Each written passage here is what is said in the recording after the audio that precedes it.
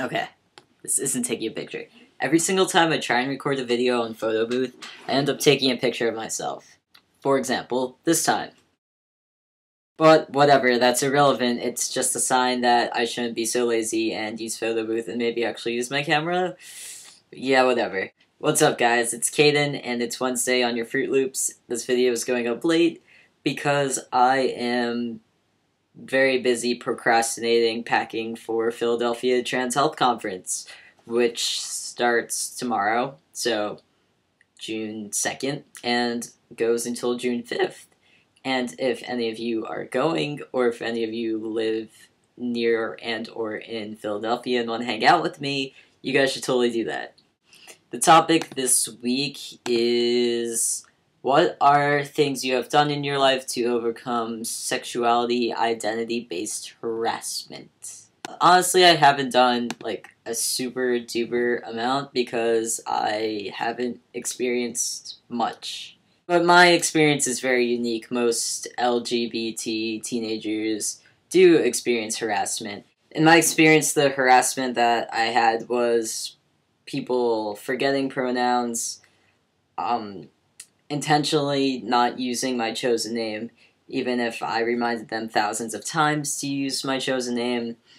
I would consider asking very invasive questions a form of harassment. For example, the typical, what are your genitals question that most trans people get. I would consider that harassment because you would not do that to a non-trans person. Therefore, I don't think you should do it to a trans person, and or anyone for that matter. Don't ask people about their genitals unless you are dating them, because really, it's none of your business. Now that that sidetrack is over, how we dealt with it is, I dealt with it through avoidance. When it comes to fight or flight, I am a flight. I run away. Generally, the avoidance thing worked really well for me. If someone didn't want to make an effort to call me by the correct name and the correct pronoun, then I didn't want to make an effort to be friends with them. It served me well with classmates and people that were disposable, I guess.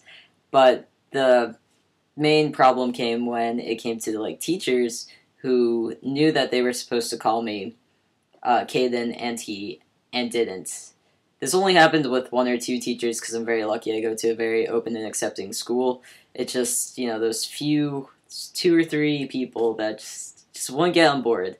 So what I did was I mentally recorded the incident that happened and wrote it down, and immediately, as soon as I could, I shared it with an adult. In this case, for me, it was my guidance counselors who I felt the most comfortable sharing this with, and a little less immediately, I told my therapist, who worked very closely with the school on how to handle me, and I just let her deal with it. Now, I know that my situation is kind of unique because I know that a lot of people, there are adults that they would tell this to, and they would say, like, well, it's your fault for being trans, or it's your fault for being gay, so maybe if you weren't those things, then maybe this wouldn't happen to you. But that's obviously not the correct reaction. So if you tell one adult and they don't do anything, keep trying, tell more adults, they will deal with it. Someone will. I have faith in that. And the most important thing to remember in the situation is that it's not your fault. You shouldn't blame yourself for why you're being harassed. It's the other person's problem. It's not yours. And my next suggestion would be find other people and create, a little support group where people won't harass you and will stick up for you. And should all of those options fail you, you can always contact the Trevor Project if it really gets to you and you need to speak to someone. And there's also GLSEN, who are the Gay Lesbian Student Education Network, who you can speak to about starting a GSA. And then there's also me, and I will personally come and beat people up for you. I know I look small, but seriously, I got roid rage, and it's awesome.